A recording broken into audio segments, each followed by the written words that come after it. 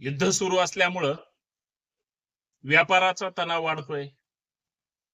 युद्ध सुरू असल्यामुळं कच्च्या तेलाच्या किमती भरमसाठ वाढतायत. आयात निर्यातीवर परिणाम होतोय.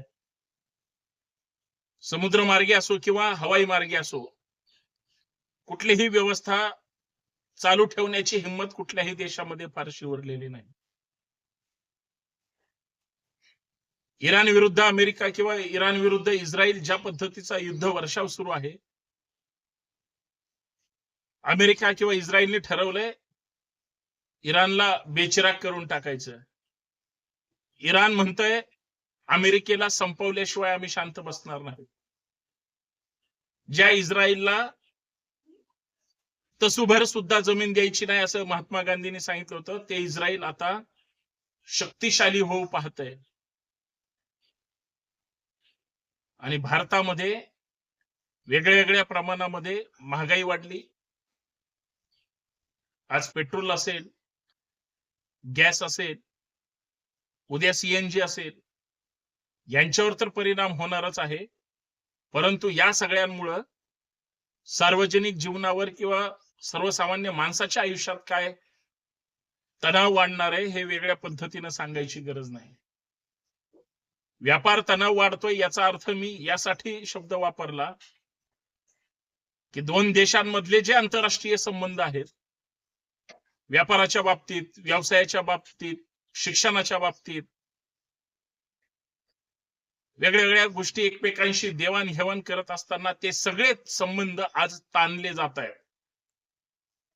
श्रीलंकेचं कौतुक केलं पाहिजे. इराणचे जे काही जहाज आहेत समुद्रामार्गे जर कदाचित श्रीलंकेच्या दिशेने आले तर त्याच्यावर जे कर्मचारी किंवा त्यांचे जे नौदलाची लोक असतील त्यांची खाण्यापिण्याची किंवा एकंदरीत सगळी व्यवस्था हे श्रीलंका सरकार करणार. म्हणजे माणुसकी श्रीलंकेत अजून जिवंत आहे. आमचे प्रधानमंत्री मात्र चकार तोंडातून शब्द काढायला तयार नाही. त्यांना अमेरिकेसोबतचे संबंध चांगले ठेवायचे, पण नुसत्या एका इराणच्या बुडाखाली आग लागल्यामुळं आमच्या भारताची अर्थव्यवस्था एकदा जाऊन विचारा. शेअर मार्केट वाल्यांना निफ्टीमध्ये काय चढ उतार सुरू आहे.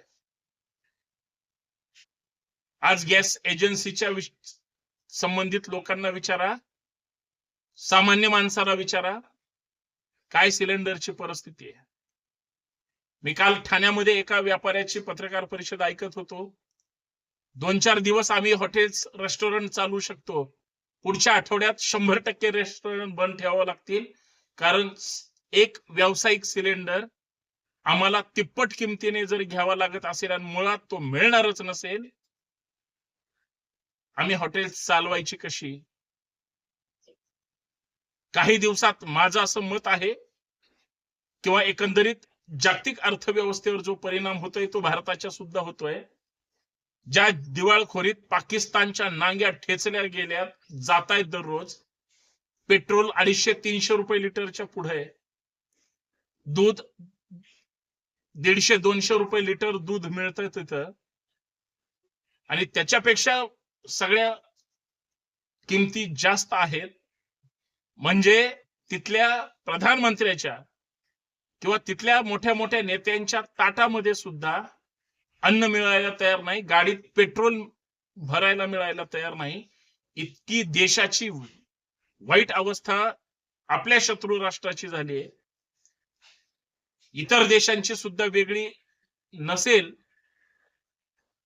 पण भारत अजून सुद्धा तालावर आणि टाळ्यावर यायला तयार नाही. त्याचं कारणच असं आहे की अमेरिकेने बस म्हणल्यानंतर आमचे नेते बसतात आणि उठ म्हणल्यानंतर उठतात.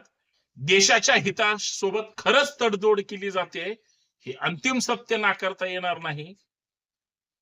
आणि भारतातले विरोधी पक्ष बोलले तर सत्ताधाऱ्यांना मिरच्या झोंबतात, आणि देशभरातले सर्वसामान्य माणसं आज देश अडचणीत असताना उद्या जर प्रधानमंत्र्यांनी जगासमोर येऊन सांगितलं थाळ्या वाजवा, टाळ्या वाजवा, कुणी दिवे पेटवा, कुणी घर पेटवा, काय नाटकं करायची ती करा, परंतु तुमच्या मनामध्ये सरकारप्रती वाईट भावना येऊ देऊ नका. तुमच्या भावना थाळ्या आणि टाळ्या वाजवून गो इराण गो किंवा गो इस्रायल गो असं म्हणायची वेळ आल्याशिवाय राहणार नाही.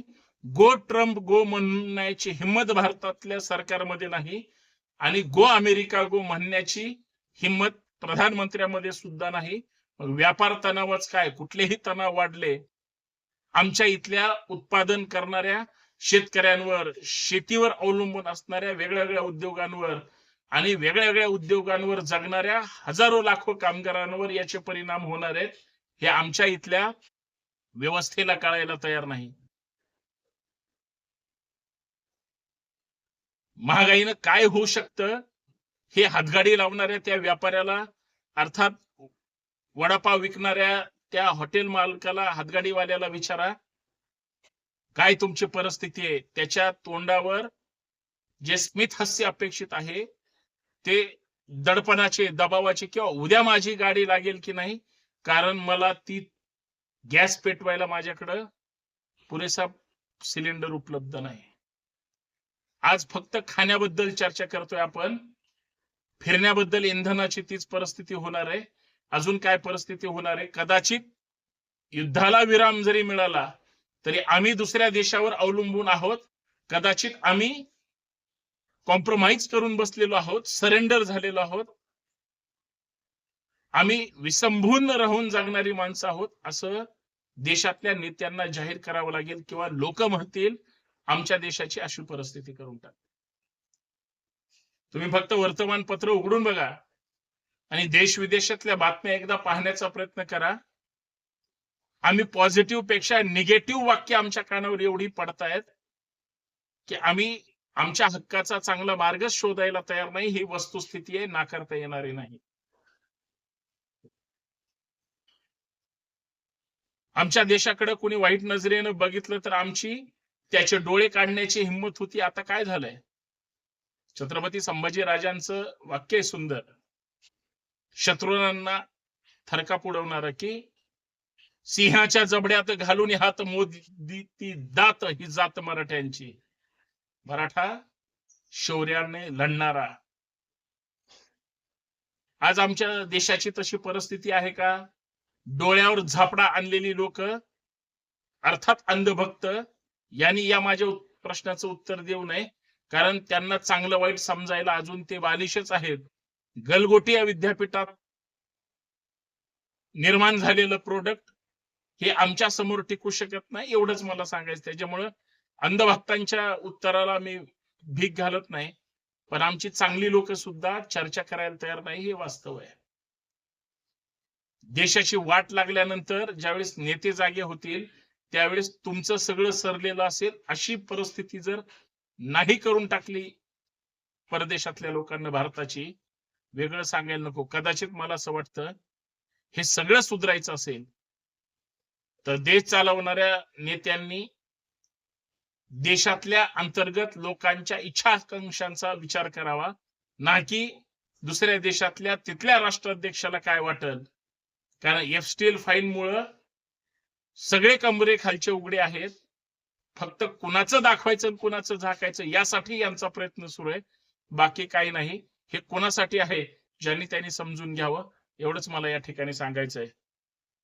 भारत माता की जय म्हणत असताना मेरा भारत महान म्हणण्याची हिंमत आमच्यात कालही होती, आजही आहे आणि उद्याही आहे. पण आमचा तो भारत चालवणाऱ्यांची हिंमत त्या भारताच्या विकासाच्या दृष्टिकोनातून असावी आणि त्या ताकदीची असावी. अन्यथा हा देश दुसऱ्याच्या हातात देण्याची ताकद याच राज्यकर्त्यांमध्ये आहे जे त्यांच्याकडे सरेंडर होतात.